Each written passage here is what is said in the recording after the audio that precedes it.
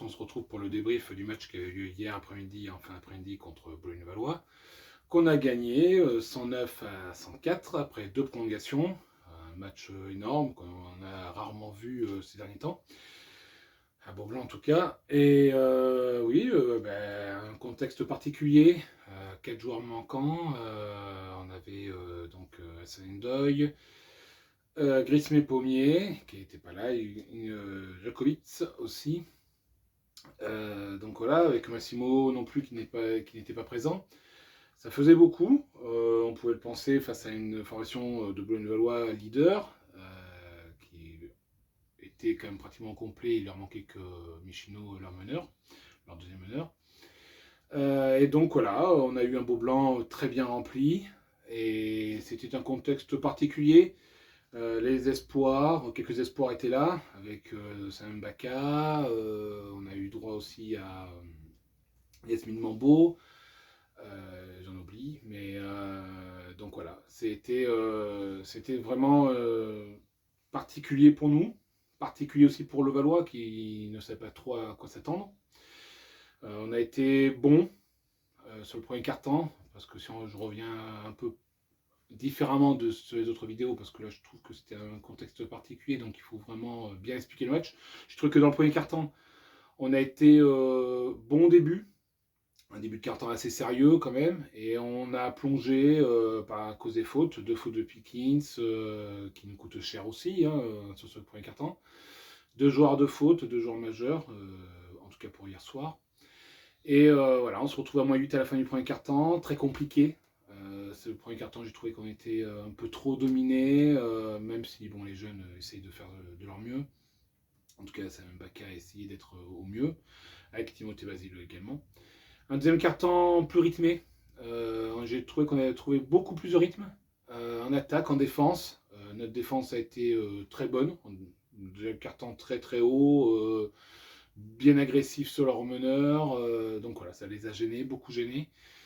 Et voilà, notre travail en attaque avec Massenberg, Harper, et nos intérieurs aussi, que j'ai trouvé assez intéressants, qui ont su ressortir les ballons quand il fallait, ce qui a beaucoup gêné le Valois. Et on est arrivé à la mi-temps avec 41-39. J'ai trouvé que la première mi-temps, globalement, était bonne. Globalement, parce qu'on aurait pu être à -5, -10 à la mi-temps. On est à +2 quand même. Un troisième quart-temps un peu délicat, parce que la première partie n'est pas totalement maîtrisée. Et on arrive sur cette fin de troisième quart-temps où on est beaucoup plus intense. Et là, Boulogne-le-Valois a perdu un peu les pédales, j'ai trouvé. À mon goût, a perdu les pédales. Ils ne savaient pas trop où aller. On les a beaucoup surpris parce que nos joueurs majeurs ont été présents. Hugo Vernizzi fait 6 sur 6 à 3 points. Et ça aide beaucoup sur la physionomie du match. Un Massenberg et un Harper on va dire, très agressifs et qui ont défendu aussi bien qu'ils ont attaqué. Donc ça, malheureusement pour le Valois, c'était pas tendu comme ça en tout cas, et aussi longtemps aussi. Et un dernier quart-temps où on prend entre 8 et 10 points d'avance, je crois. Et là, on sent que Boulogne, elle est mise de la rupture. On a des shoots ouverts, on ne les met pas.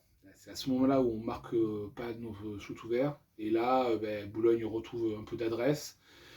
Nous, on n'est pas totalement irréprochable en défense sur les deux, en tout cas sur les 2-3 dernières minutes, je trouve qu'on n'est pas irréprochable. Et bon, un coup de sifflet peut-être un peu généreux, avec un 2+1 un peu généreux, mais bon, l'arbitrage était très bon hier soir, il ne faut pas le dire. Il ne faut pas le nier, on a eu un droit à un trio très très cohérent. Et voilà, et on arrive à une prolongation. Nous ne sommes pas faits hier soir pour jouer une prolongation. Voilà. C'est un effectif très dense en face. Il est arrivé sur une prolongation, mais il y a un facteur X. Ce n'est pas un joueur, c'est le public. Et le public en prolongation fait beaucoup, beaucoup, beaucoup d'efforts. Et là, on a senti que les joueurs se battaient aussi pour ça, pour ce public. Et quand ce public, avec ses joueurs, sont aussi unis, et voilà, ça fait ça. Ça fait une prolongation où on domine, où on doit plier le match avec deux lancers francs de Hugo Yanzi qui rate. Et là, si on en met au moins un, je pense qu'on gagne le match. Les deux sont ratés et eux, avec un Macré énorme, hier soir encore, qui fait des shoots à 3 points, qui met 2 shoots à 3 points en tout cas énormes. Et là, ça les remet dedans et ils arrachent la prolongation. La deuxième prolongation, on ne sait pas comment notre équipe va vraiment réagir. Parce qu'on a Massenburg à 4 fautes, nous avons Spencer à 4 fautes, et Harper était à une faute, mais sinon on a quand même Massenburg et Spencer à 4 fautes. C'était problématique. Défendre 5 minutes avec ces deux joueurs-là à 4 fautes, c'était compliqué. Et pourtant on y arrive. Et j'ai trouvé que Boulogne a été trop surpris. Ils ont été très très très surpris de ce qu'on a pu faire dans cette deuxième prolongation. On a été juste en attaque et en défense, malgré la fatigue, malgré certains joueurs qui ont joué 47 minutes comme Timothée Kruzol. Et là, oui, là c'est autre chose, c'est une dimension parallèle qui arrive, parce que Beaublanc pousse, et on a déjà vu ça par le passé. Et quand ce public pousse, cette équipe se bat, c'est très compliqué pour n'importe quelle équipe, en tout cas française, de venir gagner à Beaublanc. Et ça s'est vu hier soir avec le leader qui est tombé 109 à 104. Donc plus individuellement, on va dire qu'il y a eu des joueurs énormes. CJ Massenburg avec Harper, hein, c'est le duo qui a été au-dessus du lot. Ivan Lisier à 100% quand même au shoot, même s'il a des lancers francs, il est à 100%. Il met le shoot à 3 points qu'il faut. Ça c'est en fin de match, en fin de deuxième prolongation, qui nous libère. Donc bravo à lui. Timothée Kruzol, alors peut-être que sur les stats c'est pas énorme, mais alors hier soir c'est un travail vraiment énorme sur le meneur adverse, sur Cummings entre autres. Et ça se voit pas peut-être, mais voilà, il est là, il met le shoot dans le corner qu'il faut. Et voilà, c'est toutes ces petites choses-là qui ont fait qu'on a gagné. Spencer n'a pas fait du grand Spencer en attaque. On l'a pas vu faire beaucoup de mouvements dos panier, il a été très gêné, mais en défense, il est là. J'ai trouvé que Basile a été très, très bon en défense. On lui a demandé d'être soft, il a été soft en attaque, il a encore des problèmes de confiance, un peu de problèmes d'excité qui le gênent, mais voilà, il faut qu'il continue comme ça. Sam Mbaka, je reviens un peu sur lui parce que Sam Mbaka, j'ai trouvé qu'il était très bien. Le peu de minutes qu'il a eu, il a été là, il était présent, il a fait ce qu'un jeune doit faire. C'est pas facile en face, c'était quand même très compliqué. Et aussi Pickens, on peut dire ce qu'on veut, Pickens peut avoir des hauts et des bas, c'est sûr. C'est un joueur qui n'est pas, on va dire, très... on va dire que là, hier soir, il est un peu en difficulté. À un moment donné, on sent que peut-être que c'est lui qui fait perdre l'équipe. Et pourtant, il met 2-3 shoots qui sont importants à un moment donné du match. Et ça aide l'équipe à maintenir son avance. Après, pour revenir sur le coaching, Romain Chenot a fait un très bon travail hier soir, malgré l'absence de Massimo. Un très bon coaching. C'est pas facile parce que c'est un contexte très particulier. Il y a 2 prolongations à gérer et j'ai trouvé que les 2 prolongations sont gérées très très bien. Il n'y a rien à redire. On perd le match, ce n'est pas de sa faute, c'est pas la faute des joueurs. Hein. C'est qu'en face c'est très fort. On le gagne, tant mieux pour lui parce que c'est quelqu'un qui mérite beaucoup.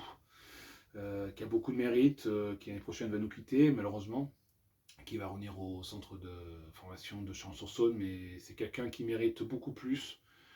Et pourquoi pas un poste d'entraîneur d'une équipe senior, Pro B ou Pro A. C'est une très bonne équipe qui peut coacher. Je trouve qu'il a été cohérent.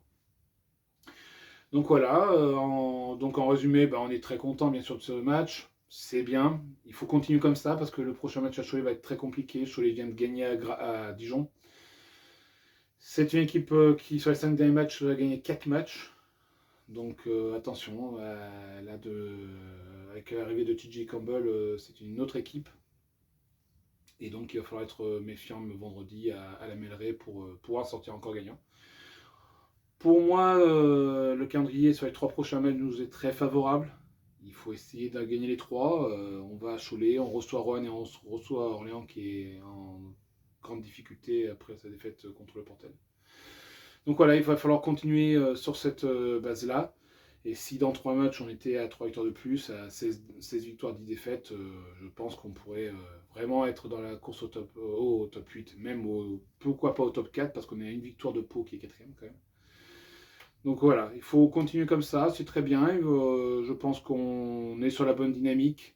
J'espère que les joueurs qui ont été malades avec le Covid vont vite revenir. Je leur souhaite en tout cas. Donc voilà, et un grand bravo à Beaublanc qui a été énorme hier soir et qui a poussé l'équipe comme il fallait. Voilà.